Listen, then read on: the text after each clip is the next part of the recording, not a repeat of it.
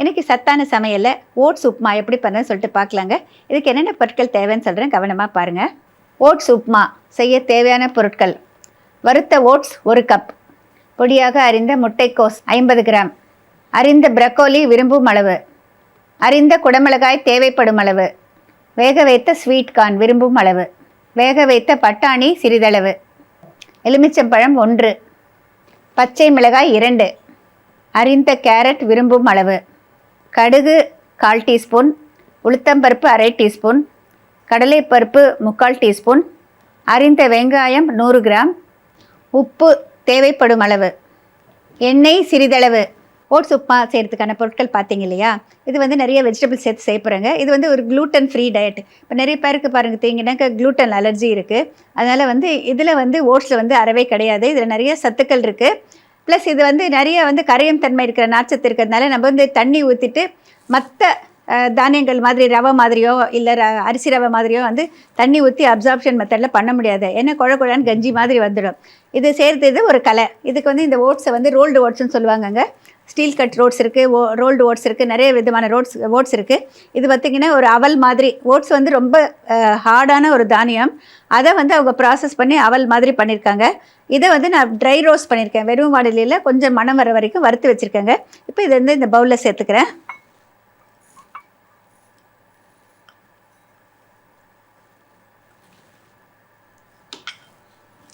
இப்போ இது பார்த்திங்கன்னா நம்ம வந்து இப்படியே சேர்த்தோன்னாக்கா ட்ரையாக இருக்கும்.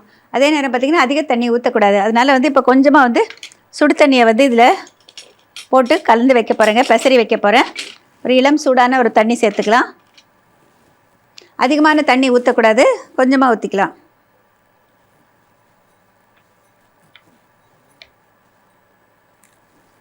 அதாவது நம்ம வந்து அது பெசறப்போ பார்த்திங்கன்னா நம்மளுக்கு வந்து தெரியும் அந்த மாய்ஸ்சர் கண்டென்ட் எந்த அளவுக்கு வேணும்னு சொல்லிட்டு.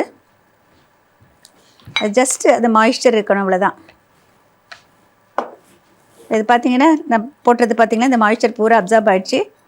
இப்போ வந்து நம்மளுக்கு தொண்டை பிடிக்காது, ட்ரையாக இருக்காது, நல்லா கரெக்டாக இருக்கும். இப்போ இந்த மாதிரி கலந்து வச்சிடலாங்க. ஜஸ்ட் ஒரு 2 மினிட்ஸ் தான் நம்ம இது ஃப்ரை பண்ணுற அளவுக்கு இது அப்படியே இருக்கட்டும். ஃப்ரை பண்ணுற நேரம் அளவுக்கு. இந்த பக்கம் பேனில் வந்து எண்ணெய் போட்டு வச்சுருக்கேங்க. இப்போ இதில் நம்ம உப்புமா அப்படின்னு சொன்னதுனால நம்ம ஸ்டைலில் வந்து கடுகு எல்லாம் சேர்த்துக்கிறேங்க. முதல்ல நான் சேர்க்க போகிறது வந்து கடுகு, அதோட உளுத்தம் பருப்பு. கடுகு வெடிக்க ஆரம்பித்த பிறகு உளுத்தம் பருப்பு சேர்த்துக்கலாம். கடலைப்பருப்பு, 2 கருவேப்பிலை, பச்சை மிளகா, இதோட கொஞ்சமாக பெருங்காயத்தூள் சேர்த்துக்கிறேன், நல்ல சுலபமாக ஜீரணமாகறதுக்காக. இதோட வெங்காயம்,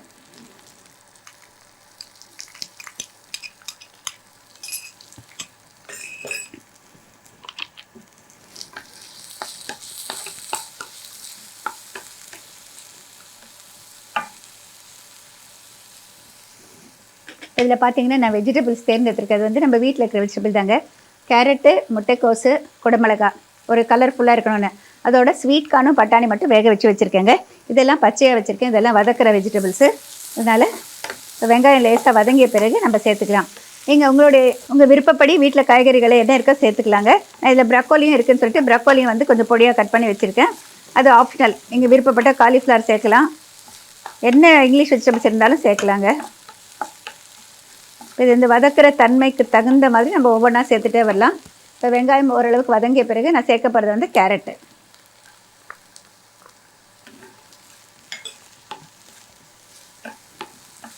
அடுத்ததான் நான் சேர்க்குறது வந்து குடமிளகா.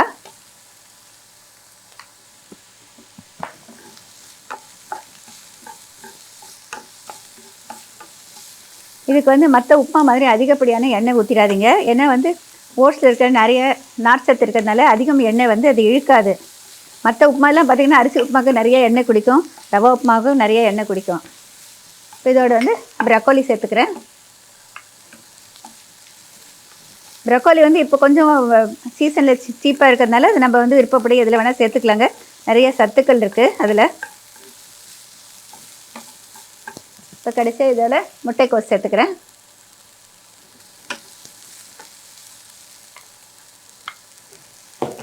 நம்மளோட விருப்பம் தான். வெஜிடபிள்ஸ் நீங்கள் எவ்வளோ வேணால் போட்டுக்கலாம். எவ்வளோக்கு அவ்வளோ வெஜிடபிள்ஸ் சேர்த்து சாப்பிட்டா அவ்வளோக்கு அவ்வளோ நல்லது.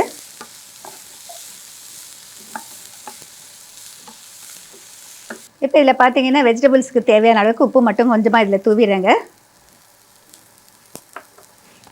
இதோட வேக வச்சு வச்சுருக்கிற ஸ்வீட் கார்ன், பட்டாணி,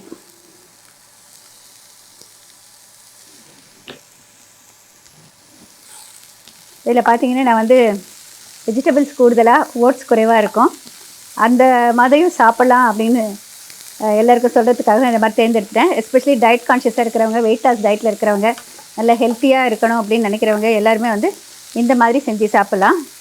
இப்போ இதோடு வந்து இந்த ஊற வச்சு வச்சுருக்கிற ஓட்ஸு சேர்க்க போகிறேன்.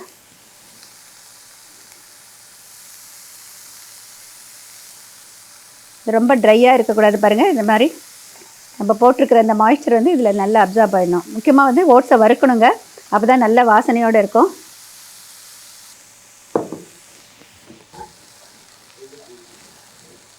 இப்போ வந்து வெஜிடபிள்ஸ் தகுந்த உப்பு மட்டும் நான் முதலையே போட்டேங்க. இப்போ இந்த ஓட்ஸு சேர்த்துருக்கோம்ல, ஓட்ஸுக்கு தகுந்த உப்பு சேர்த்துக்கலாம். ஓட்ஸுக்கில் வந்து அதிகம் உப்பு பிடிக்காதுங்க, நம்ம ரவை மாதிரி. ஏன்னா இதில் வந்து தண்ணி அதிகம் போடலைங்க, அதனால் கொஞ்சம் குறைவாக போட்டுக்கிட்டால் போதுமானது.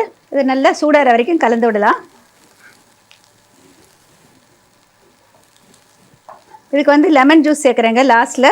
உங்களோட விருப்பம் தாங்க, லெமன் ஜூஸ் இல்லாமையும் சாப்பிட்லாம். ஆனால் லெமன் ஜூஸ் சேர்க்குறப்போ ஒரு நல்ல என்ன சொல்கிறது, அதில் இருக்கிற வந்து சத்துக்கள் எல்லாம் நம்மளுக்கு வந்து உடம்புல அப்சார்ப் ஆகிறதுக்கு ரொம்ப ஹெல்ப்ஃபுல்லாக இருக்கும். முக்கியமாக வந்து விட்டமின் சி நம்மளுக்கு தேவை. அது எவ்ரிடே எல்லா டிஷ்ஷுலையும் முடிஞ்ச வரைக்கும் எந்தெந்த டிஷ்ஷில் சேர்க்க முடியுமோ சேர்க்கறது ரொம்ப நல்லது.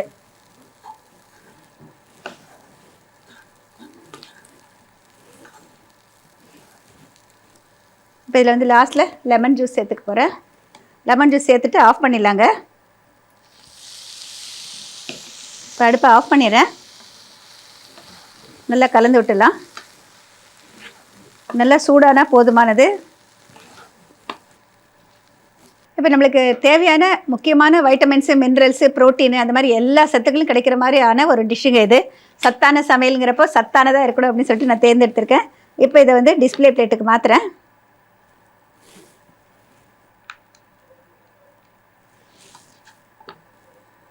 ஒரு சிலருக்கு ஓட்ஸ் வாசனை பிடிக்காதுங்க, அதுக்காக தான் வறுக்க சொன்னேன். வறுத்த பிறகு நல்ல மணத்தோடு இருக்கிறப்போ எல்லாருக்குமே ரொம்ப விரும்பி சாப்பிடுவாங்க.